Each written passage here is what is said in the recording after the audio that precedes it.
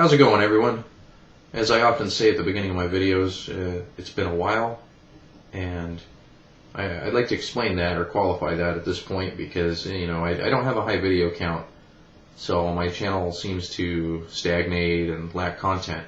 And really that's because my original vision of the YouTube channel was to present to you guys, or present to people, more unique pieces. And if I'm going to be speaking about ideas or philosophies as well, then I don't want to be regurgitating material that's already out there.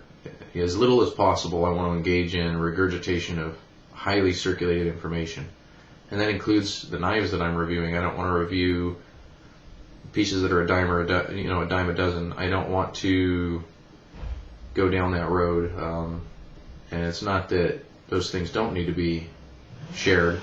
It's just the simple fact that I'm gonna jump on the bandwagon with hundreds or potentially thousands of other people in doing that. So most of the time I'm going to try to share things that are unique. I know I have cold steel on here on my channel that's reviewed, and I have other manufacturers represented as well, but mostly I like to share new things. So today I'm going to share something that I've seen on YouTube exactly twice by the same user, and those are basically just little demonstrations. It's not even an in-depth review. So here it is. First custom folder offering, and it's over a year old, but nonetheless video information is not widely circulated. First folder offering from DJ Urbanovsky, American Cami. That's his company name.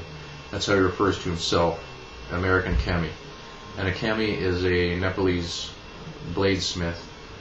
There's a case system in place over there, traditional, it's traditional, and a Cami is the case that forges weapons, forges tools.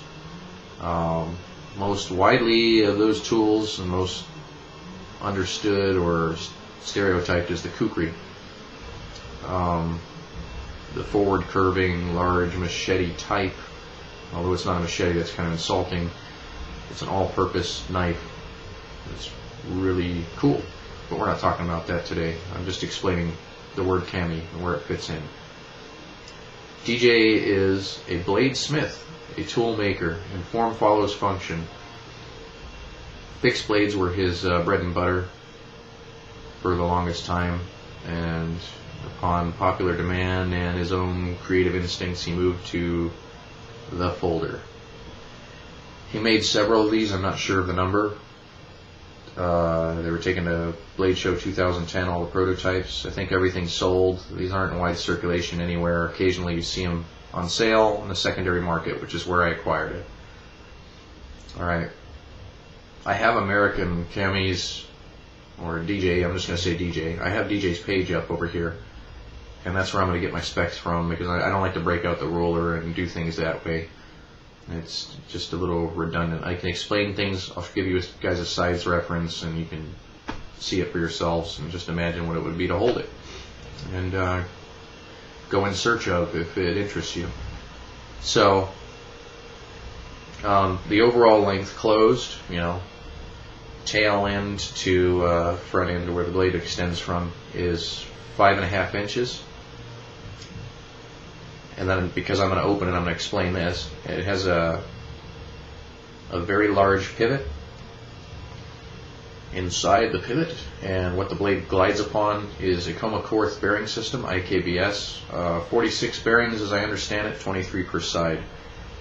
Opening is via flipper, and it's a pretty sizable flipper. So out comes the blade, snaps open with authority. Overall length open, 9.5 inches. Blade length, 3.8 inches.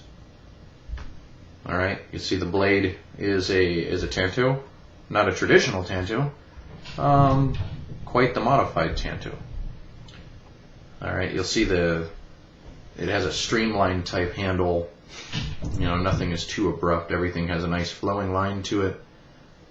The color might be a little distorted here, but these scales are olive drab G10. They are contoured.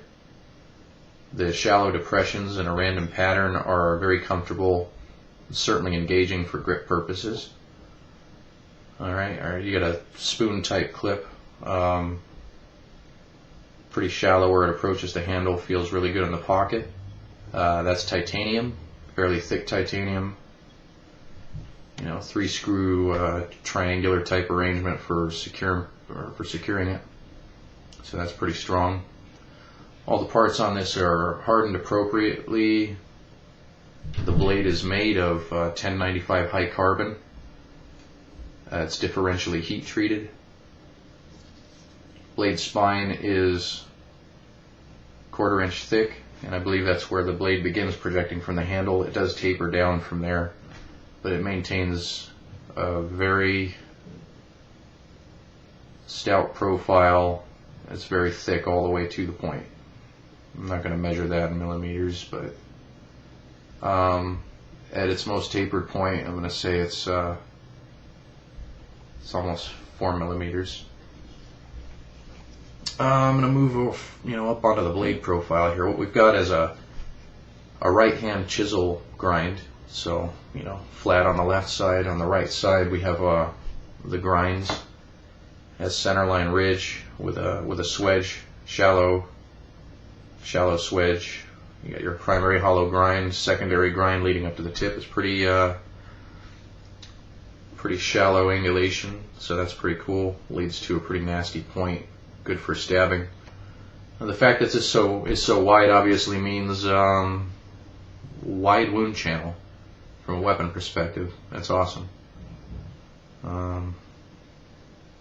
Some people think that that's incredibly important. I mean, I guess it is. I don't know. I've never had to use one of these in its intended role. I hope never to. But it's nice to know it's there. Nice to know that purpose-driven application is built into the blade designs. These makers really think about these things. Whether that scares you or not, I guess it depends on how sheepish you are, how much of a sheeple you are. Well, you're probably not a sheeple. You're watching my channel, so. You'll see that we have a shallow curvature here, and then a really wide, or not wide, I'm sorry, a deep finger groove here where it leads into the contour of the flipper. This creates an incredible hand guard. When you're holding this, it feels really good. Your hand is not going to slide up onto the blade if you stab something. The balance is right at that finger choil too. It feels really good. Very well balanced. DJ thought of that, and I'm sure he figured that out exactly because he started off with thicker titanium at the liners and the liner lock, and went thinner. He made the G10 thicker, and ultimately just came out with the perfect weight. I don't have the weight here. I'm going to guess near 8 ounces, so it's not light. Speaking of having things that are thicker, the handle in general is really thick. I don't know exactly how thick that is, but I'll bring out a production piece here really quick that anybody can get a hold of and have a look. That way you can get an idea.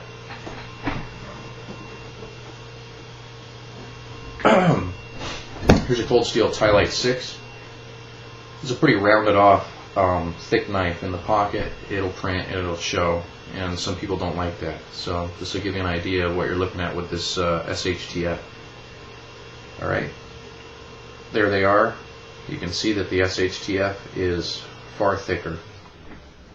Good enough. That pretty much gives you the proper perspective. Alright, just an interesting pointer. I like how the blade spine has this continuous shallow curvature all the way to the point. It lends it a unique profile. I like how the blade spine, before it begins that continuous curvature, it dips below the level of the handle. What this does is this ultimately keeps our point more in line with the center axis of the handle. If you draw a straight line from here all the way to back here where your hand's going to be, so your wrist is going to be perfectly aligned with this. Your your bone structure will be perfectly aligned with this. I believe this was intended to be used in a hammer grip or a straight reverse grip in those applications, rather than thumb capping or saber grip. I think this is one of those adrenaline rush, primal instinct type defensive blades, and that's how you would use it. It is a liner lock, as I mentioned earlier. I'm going to show you guys. It's not unique. The concept of it is pretty old now. It's a Terzula, Bob Terzula fail-safe liner lock. So the tang of the blade is slightly curved inwards, and there's a slight cutout on the very beginning of the liner lock itself. So what happens ultimately, without having to get into details, is if this lock fails, it's going to lock open. It's not going to attempt to close on your fingers. And let's say even if it did fail, let's say it's not fail safe and it could, the blade does start closing on your fingers. Because of, my head opened on me again. Because of the depth of the finger groove and the length of the flipper, it's going to end up pinching your finger rather than completely running over your finger and causing the blade to go anywhere else. So all around really safe. It's a safe knife to handle and to use hard. DJ does some specific tests with his folders before he releases them out of the shop. I can't really get into those. I read it on a forum. If you want to look into that, Usual Suspects, there's a thread somewhere on that. Alright, so it's a nice knife. I'm not big on the maintenance of high carbon steels, so I'm probably not going to keep it. Just based on the fact that I don't like to worry about things. I don't mean to be a wuss, but I just don't like to think about it. Think, oh, well, do I need to oil it? When was the last time I checked on it? Things like that, because I do rotate my blades. I don't carry the same blade every day. And I do carry everything that I have, so it goes without saying that eventually it's going to be left out of the rotation. I don't want to have to think about it. Fair enough, right? So that flipping action and the IKBS pivot, yeah, super smooth, flips vertically, flips in the downward orientation, of course, flips in the upward horizontal there, whichever way you want to flip it. IKBS, we're all familiar with this by now. Even Columbia River Knife and Tool is starting to use IKBS. No surprise. Sitting in the pocket, because of the thick handle, I mean, you can see it. You can see it actually kind of, if my autofocus wants to work with me here, it kind of bows out from it causes my pant leg right here to bow out a little bit if the shirt is tight. No, that's not because I have a fat waistline or anything like that. Haha. Pocket clip. This goes in fairly deep. It's not a low rider, but there's not much of the tail end of this knife sticking out of the pocket, so that's cool. Those of you that are concerned with that aspect of carrying. I'm liking these flippers more and more for tip-up carry, just simply based on the fact that when I reach down behind the knife scale and then I grab the clip for drawing it out, my finger's already going to be near the flipper when it comes out. So when it comes out of the pocket, it's ready to go.